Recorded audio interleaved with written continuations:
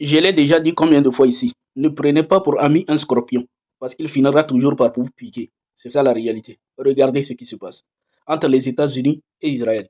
Regardez, nous sommes sur BFM qui nous dit le Pentagone révèle le niveau de menace en matière de contre-espionnage concernant Israël au seuil le plus élevé, les gars. Vous entendez? Israël, qui est en train d'être aidé par les États-Unis, au lieu de se soumettre comme le petit toutou, qui ne vaut rien dans la région et qui demande toujours de l'aide, qu'on aide. Et au lieu de suivre son patron qui est en train de l'aider, il est en train d'espionner les Américains. C'est ça la réalité. C'est ça, regardez. On continue. Nous sommes sur des New York Times.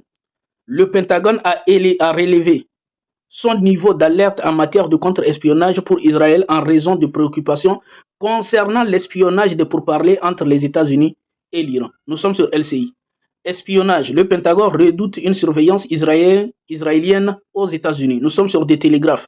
Israël a été en train d'écouter Steve Witkoff, le principal négociateur de Donald Trump, Elbrig Colby, le haut responsable des politiques au Pentagone, et Michel Dimino, un conseiller principal en politique pour le Moyen-Orient, ont affirmé les responsables du renseignement américain.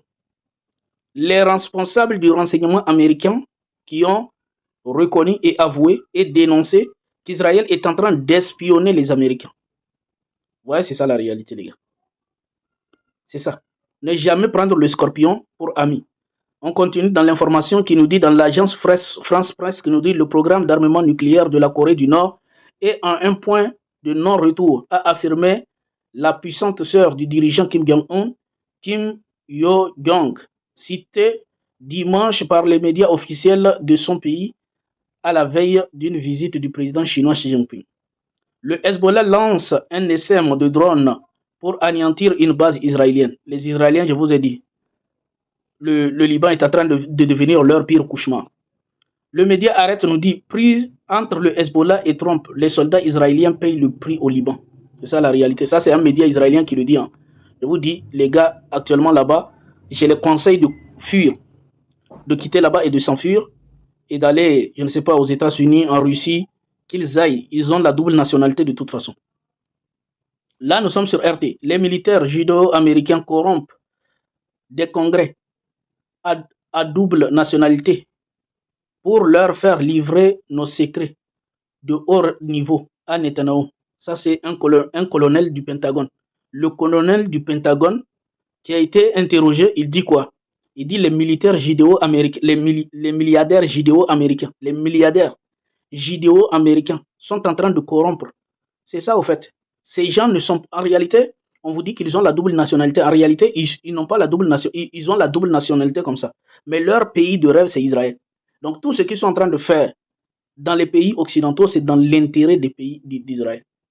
Et vous voyez, c'est eux qui sont en train de corrompre les politiques, qui sont en train de corrompre les congrès, c'est-à-dire les congressistes à double nationalité pour leur faire livrer des secrets américains de haut niveau. C'est ça la réalité. Et je vous dis, ce n'est pas uniquement aux États-Unis, ça se passe en France, ça se passe dans tous les pays européens, où les lobbies de ce pays-là sont en train de corrompre les politiques. Quand vous voyez tous les Jordan Bardella, tous les Marine Le Pen dit, par exemple, dans une interview qu'elle a toujours été sioniste. Et eux tous, c'est comme ça. La condition pour être un président de la République en Europe, c'est qu'il faut être sioniste. Ils le savent tous. Il faut soutenir Israël. Il faut soutenir Israël si vous voulez avoir une carrière politique. Parce qu'eux, ils ont l'argent pour vous corrompre. C'est ça la réalité. Les gars, on continue. Donc, on nous dit ici, je viens, alors, quand vous créez le mal, le mal finira toujours par se retourner contre vous. Écoutez la réalité, je vous ai déjà parlé de ça. Écoutez attentivement, c'est peut-être la première fois que vous allez entendre ça. Ça, c'est un témoignage fort. Écoutons. Ça, c'est un haut responsable israélien qui est en train de parler. Le Hamas, c'est le gouvernement israélien. C'est nous qui avons créé le Hamas afin de créer un poids contre le Fatah à l'époque. Et nous avons pensé que ce serait une organisation de prière qui va se chamailler avec le Fatah. On n'a pas pu prévoir ce que ça allait devenir, mais c'est notre création. Alors, d'abord les faits. Ensuite, conquérir Gaza, détruire le Hamas, à quel prix? Vous avez entendu? C'est eux qui l'avouent maintenant. C'est eux qui avouent la vérité. Il dit c'est eux qui ont créé le Hamas. Mais pourtant, ils vont passer dans tous les médias pour dire vous soutenez le Hamas, etc., etc. Pourtant, ils reconnaissent. Là, c'est eux-mêmes qui reconnaissent, les gars. C'est ça la réalité. C'est ça la réalité. C'est-à-dire, ils font le mal, ils créent le mal, et quand le mal se retourne contre eux, ils reviennent dans les médias pour pleurer et pour accuser d'autres. C'est eux qui ont créé, mais ils passent le temps à accuser d'autres. Oh, vous êtes des soutiens du Hamas, etc., etc. Pourtant, c'est eux qui ont créé. C'est ça la réalité. Et ils vont créer le mal. Quand le mal va se retourner contre eux, ils vont venir pleurer devant nous.